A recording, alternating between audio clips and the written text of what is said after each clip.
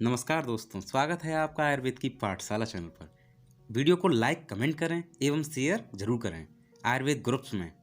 अगर आप चैनल पर नए हैं तो चैनल को सब्सक्राइब करें और बेल आइकन दबा दें, जिससे कि नोटिफिकेशन आप तक पहुंचते रहें। चलिए वीडियो शुरू करते हैं।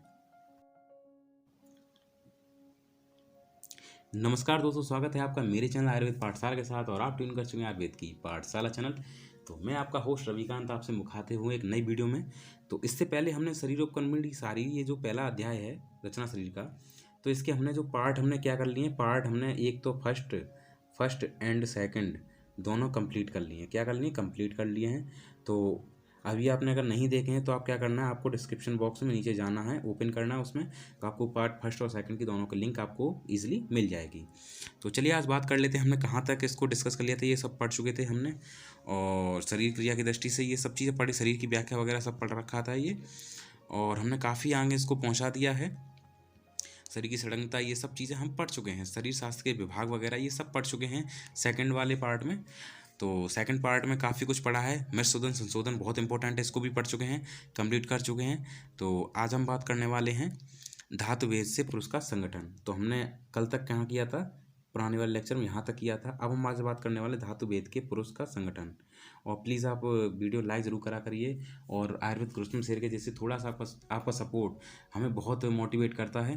और अगर आप एक लाइक कर देंगे, आपका लाइक से कुछ नहीं जाता है, लेकिन लाइक से क्या होता है, वीडियो की थोड़ी रीच बढ़ जाती है, तो थोड़ा सा उसको लोग ज़्यादा देख पाते हैं।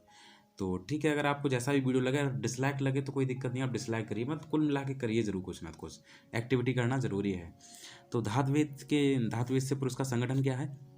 आयुर्वेद की सृष्टि की उत्पत्ति से लेकर मनुष्य के सांसारिक क्रियाकलाप, जीवन यापन काल एवं अंतिम अवस्था तक पुरुष का किसी न किसी रूप में शरीर के साथ साहचर्य अवश्य स्थापित किया है। चूंकि आयुर्वेद एवं दर्शन ग्रंथों में एक रूपता है, अतः आयुर्वेद में भी पुरुष वर्णन किया जाना अपेक्षित है। तो चरक अनुसार क्या है?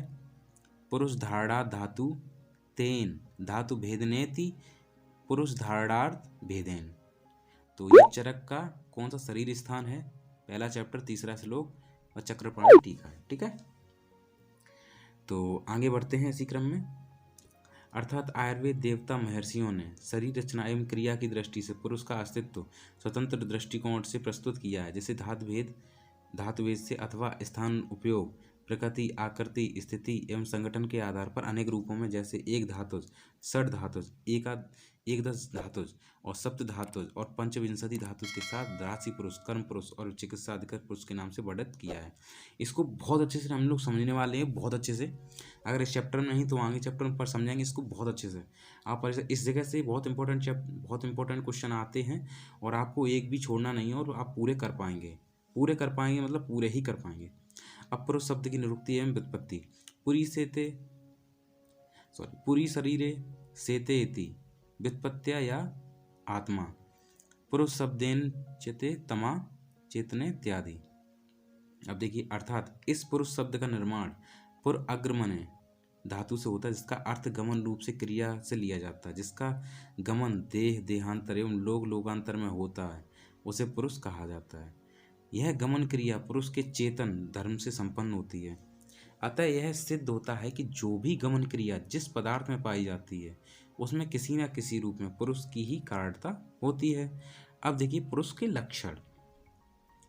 तो पांच भौतिक सृष्टि से आत्म तत्व के सहयोग से विकास परंपरा का प्रसार होता है, यही चेतन तत्व है, इसी को पुरुष संज्ञा दी गई है।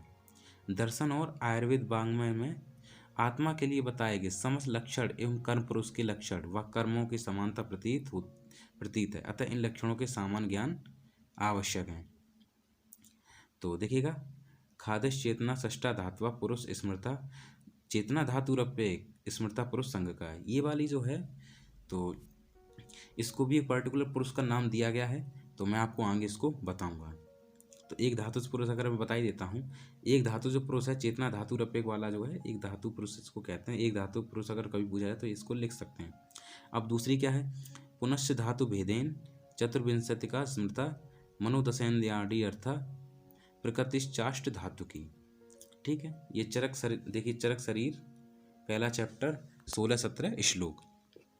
अब देखिएगा, अतः उपरोक्त धातु भेद पुरुष संगठन से कर्म पुरुष और मोक्ष के कारण भूत शरीर रहित आत्मा को ही पुरुष रूप में ग्रहण किया है। पुरुष शरीर को जो धारण करे उसे धातु कहते हैं। इस व्युत्पत्ति से आत्मा को भी धातु कहा जा सकता है। धारण करने की दृष्टि से सप्त धातु, त्रिदोष, मल, त्रिगुण, त्रिदंड, एकादश इंद्रियां, मन, प्रकृति, पंचमहाभूत आदि सभी धातुओं की गणना में आते हैं। अतः इनका पृथक पृथक ज्ञान किया जाना आवश्यक है। अब देखिए पुरुष का स्वरूप। सामान्यतः पुरुष के दो भेद किए जा सकते हैं, एक शुद्ध पुरुष और एक औपाधिक पुरुष। अब शुद्ध पुरुष जी, शुद्ध पुरुष कई बार पूछा जाता है तो इसको थोड़ा सा इंपॉर्टेंट बना सकते हैं। तो शुद्ध पुरुष क्या होता है? केवल चेतना धातु आत्मा रूप में ही शुद्ध पुरुष कहा जाता है, जो क्षेत्र के नाम से भी जाना जाता है। अब औपाधिक पुरुष क्या है? अगर कभी हो सकता है कि दोनों में से कभी डिफरेंस पूछ सकता है मे बी। तो आयुर्वेद में सुख दुख के आश्रय को राशि पुरुष कहा जाता है। यह औपाधिक है, जिसमें कर्म पुरुष को इसका अधिकृत माना गया है। यह धातु भेद विचार दो रूपों में किया जाता है।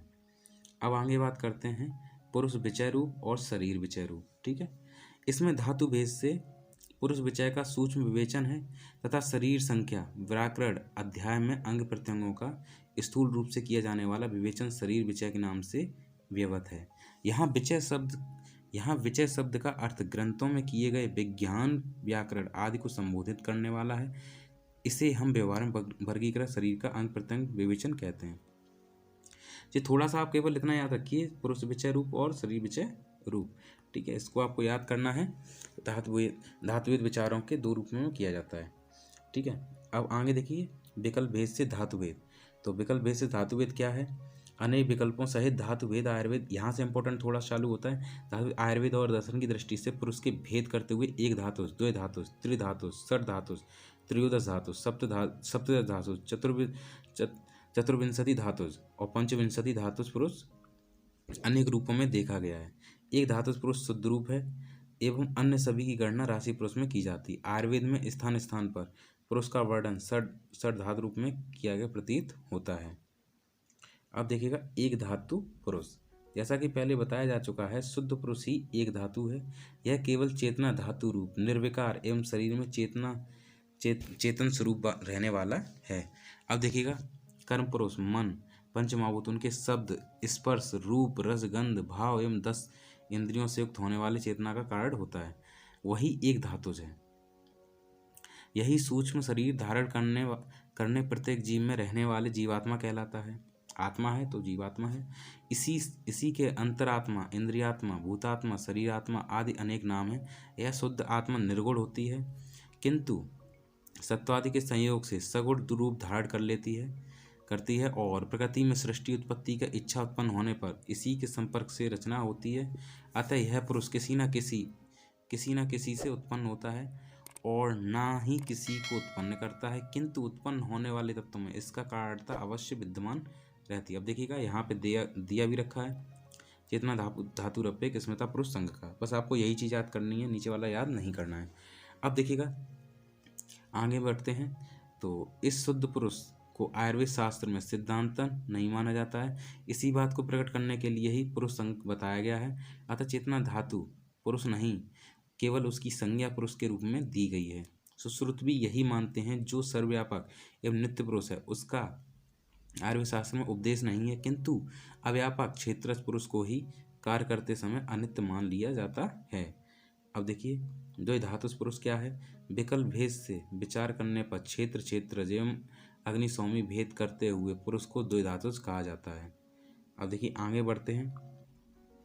तो क्षेत्र भेद से कर्म पुरुष के संपूर्ण घटकों द्रव्यों को विभेद करने पर क्षेत्र दो रूप में दृष्टिगोचर होते हैं। अतः दोनों ही रूप शरीर को धारण करने में समर्थ हैं। इनमें जो होता रहे एवं क्षत बचाता रहे, क्षतात किल त्रायते, वह क्षेत्र रूप शरीर है तथा प्रकृति के विचारों का समूह एवं महाभूतों का विकार समूह जिसको अधिष्ठित करता है तथा इस समूह स्वरूप क्षेत्रीय शरीर में जो आकार स्थित होता है उसे क्षेत्रज आत्मा कहा जाता है। अब देखिए अग्नि, ये पहला हो गया। दूसरा क्या है? अग्नि सोमात्मक द्विविध स्वरूप। आचार्य सुश्रुत ने गर्भ वर्णन में शुक्र एवं आर्तव को सौम्य और आग्नेय बताया गया है, अतः गर्भ भी अग्नि सोमात्मक होता है। अब आगे बढ़ते हैं। तो यद्यपि आत्मा अग्नि सोमात्मक नहीं है, तो देखिएगा अग्नि सोमात्मक सर्व जगत स्थावर जंगम अग्निसोमात्मकं सर्वं देहिनस्तु चतुर्विधा। अब देखिए, यद्यपि संपूर्ण जगत अग्निसोमात्मक है, चतुर्विध प्राणी भी अग्निसोमात्मक ही होते हैं। इसी कारण देहधारियों में रहने वाले पुरुष को अग्निसोमात्मक द्वैविध स्वरूप में स्वीकार किया गया है। अब देखिए, त्रिधातु पुरुष क्या है। पुनः विकल्प भेद से विचार करते हुए त्रिदंड रूप, त्रिगुणात्मक एवं त्रिदोषात्मक 3 प्रकार के पुरुष का वर्णन किया गया है। पुरुष का यह विकल्प भेद भी धारण करने की दृष्टि से धातु रूपात्मक है। अब त्रिदंडात्मक क्या है। शास्त्रों में सत्व, मन, आत्मा और शरीर मिलकर त्रिदंडात्मक पुरुष का उल्लेख किया गया। आप यहाँ से त्रिदंडात्मक से काफ़ी पूछा जाता है। ये कभी कभी मल्टीपल चॉइस में आ जाता है या कभी सीधे एक लाइन में पूछा जा सकता है 2 नंबर में। तो आपको अगर ये श्लोक याद हो जाता है तो श्लोक करके याद करके लिख सकते हैं। वैसे कोई ज़्यादा बड़ी नीड नहीं है। अर्थात इस लोक जीवात्मा के आधार पर सत्व, आत्मा और शरीर है, इन्हीं पर यह आश्रित है। अब देखिएगा, त्रिगुणात्मक क्या है। सत्व, स्तंभ आदि 3 महागुण कहलाते हैं। मूल प्रकृति के विकार रूपी सभी द्रव त्रिगुणमय होते हैं। निर्गुण पुरुष भी प्रकृति के विकारों के संसर्ग में आने से गुणित प्रतीत होने लगता है। अतः प्रकृति के संयुक्त रूप से सुख, दुख, मोह संवित होने से त्रिगुणात्मक स्वीकार किया जाता है। आचार्य डल्लड़ विषय को स्पष्ट करते हुए कहते हैं, पुरुषों की त्रिगुणमय त्रिगुण रूपी महदादि प्रकृति विकारों में उनके प्रतिबिंब मन से आती है। जैसे तालाब के पानी में प्रतिबिंब चंद्रमा पानी के हिलने डुलने एवं प्रकंपन धर्म कह दिया जाता है, इसी प्रकार सत्वादि त्रिगुण रूप महादि में प्रतिबिंब होते हुए पुरुष त्रिगुणात्मक जैसे ही हो जाते हैं। यह त्रिगुणात्मक वास्तविकता नहीं है। अब देखिए, आगे बढ़ते हैं। आगे क्या है। त्रिदोषात्मक अन्य पदार्थों के समान प्राणी मात्र के शरीर का निर्माण भी सूक्ष्म परमाणु घटकों से निर्मित होता है। आत्मा के संयोग से यह चेतन रूप धारण करता है एवं पंचमहाभूत के विकार रूप सभी प्रकार के जीवन उपयोगी क्रियाएं करने में समर्थ होता है। अतः इसे त्रिदोष में कहा जा सकता है। बात पित्त श्लेष माड़ एव देह संभव हेतव। ठीक है, ये जरूरी नहीं है, ये कोई बहुत ज़्यादा इंपॉर्टेंट नहीं है। तो अब हाँ, ये आप चाहें तो इसको याद कर सकते हैं, ते शरीर धारणा धातु संज्ञा, क्योंकि ये अष्टांग हृदय की, तो फिर इसको याद कर सकते हैं। अतः बात पित्त श्लेष्मा ही देह उत्पन्न करने हेतु है और वे शरीर को धारण करने वाले होने से धातु कहलाते हैं। अब देखिएगा, आगे बढ़ते हैं। तो देखिए, षड धातु पुरुष क्या है। वैशेषिक दर्शन में पंच महाभूत 5 महाभूत हो गए, जीवात्मा 1 हो गया, तो 6 हो गए ना। तो ऐसी षड धातु ऐसे करके सब जुड़ता है। आप बिल्कुल दिमाग लगाएंगे तो बिल्कुल आप लिख पाएंगे। समधात्मक रूप से षड धातु पुरुष कहा जाता है। इसी को चरक, सुश्रुत आदि ने शरीर की दृष्टि से कर्म पुरुष के रूप में माना। और देखिएगा, खाद षष्टा धातुवा पुरुष स्मृता, पंच महाभूत शरीर समवाय पुरुष है। तो सबने अलग, लेकिन चरक वाला आपको याद करना है, ऊपर वाला, ठीक है, इंपॉर्टेंट है। अब देखिएगा, अब इसकी ओर देख लेते हैं। मात्रता, पितरता, आत्मता, सात्मता, रसता, सत्वत इत्यभ्यो भावे भया समुद्भयो गर्वा संभवती।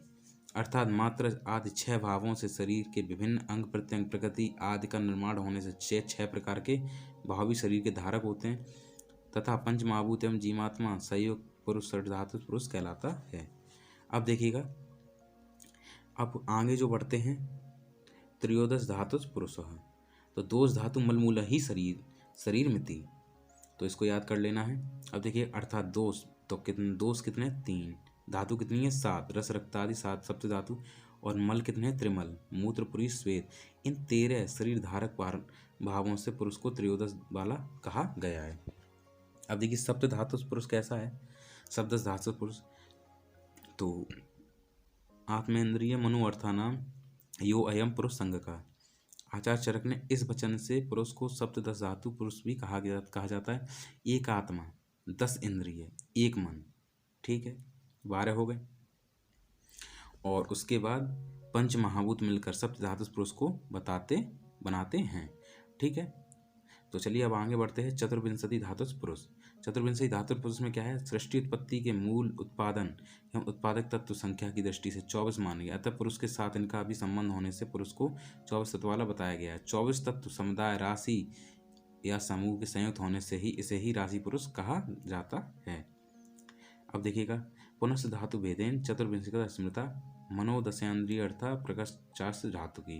तो आपको ये चीज़ याद कर, दोनों ही याद कर सकते हैं, दोनों ही इंपॉर्टेंट हैं, एक नहीं है, दोनों ही हैं। तो अर्थात यह 24 तत्व जिनमें से 1 मन, 10 इंद्रियां, 11 हो गए, 5 अर्थ मिल गए तो 16 हो गए, और 16 विकार, सॉरी 5 अर्थ मिलाकर 16 विकार हो गए, ठीक है। और 8 प्रगति, अव्यक्त, महान, अभ्यंत, इस प्रकार मिला के 24 हो जाते हैं। तो इन्हीं 24 तत्वों का वर्णन करते हुए चरक लिखते हैं, बुद्धि, इंद्रिय, मन और अर्थ के योग को धारण करने वाले पुरुष कहा जाता है। इन्हीं 24 तत्वों को ग्रहण इस प्रकार किया जाता है, बुद्धि से महान, अहंकार एवं पंच तन्मात्रा, इंद्रिय में से 5 ज्ञानेंद्रिय एवं 5 कर्मेंद्रिय एवं 1 उभयात्मक मन, अर्थ से 5 महाभूत लिए गए एवं राशि शब्द अव्यक्त के लिए प्रयुक्त हुआ है। इस प्रकार इन सभी के समुदाय या राशि में एक साथ ग्रहण करने को ही राशि पुरुष कहा जाता है। अब चलिए बात कर लेते हैं आगे। तो चरक संहिता एवं अन्य टीकाकारों ने धातु भेद एवं प्रकृति विकृति भेद से या चिकित्सा अधिकृत या कर्म पुरुष 24 तत्वों को समरूप माना है। इन्हीं 24 तत्वों को पुरुष को ही राशि पुरुष कहा गया है। ऐसे आप बिल्कुल इसको अच्छे से पढ़ लीजिएगा। तो चतुर्विंशति तत्वात्मक पुरुष, आयुर्वेद संहिताओं में चरक ने 24 तत्वों को माना है तथा सुश्रुत ने संख्यात्मक सम्मत 25 तत्वों को स्वीकार करते हुए अव्यक्त, महान, अहंकार, 11 इंद्रिय, पंच तन्मात्रा, पंच महाभूत एवं पुरुष, इस प्रकार 24 तत्वों को कल्पना की गई है। तो यहीं तक आज हम रखते हैं। तो आई होप आपका वीडियो आज का आपको अच्छा लगा होगा। वीडियो अच्छा लगा प्लीज़ लाइक करिए, कमेंट करके दोस्तों शेयर करिएगा, आयुर्वेद ग्रुप में शेयर करिएगा, और प्लीज़ लाइक जरूर करिए क्योंकि थोड़ा सा एक मोटिवेशन मिलता है। लाइक के लिए मैं ऐसे नहीं बोलता हूँ, क्योंकि हम भी क्या चाहते हैं आपसे, केवल एक लाइक ही तो चाहते हैं, बस एक लाइक करना है आपको, कुछ नहीं करना है। और प्लीज़ सब्सक्राइब जरूर कर लीजिए मेरे चैनल, अगर आप चैनल पर नए हैं, और चैनल पुराने हैं तो कोई बात नहीं है, तो सब्सक्राइब कर रखा है। बेल आइकन दबाने के बाद ऑल नोटिफिकेशन के लिए, जिससे नोटिफिकेशन आप तक पहुँचते रहें। और अगर आप मेरे नए सब्सक्राइब तो सब्सक्राइब करने से कुछ नहीं होगा, आपको बेल आइकन दबाने के बाद ऑल नोटिफिकेशन जरूर क्लिक करना पड़ेगा। तो ठीक है, मिलता हूँ इसके नेक्स्ट पार्ट में नई वीडियो के साथ, तब तक के लिए नमस्कार।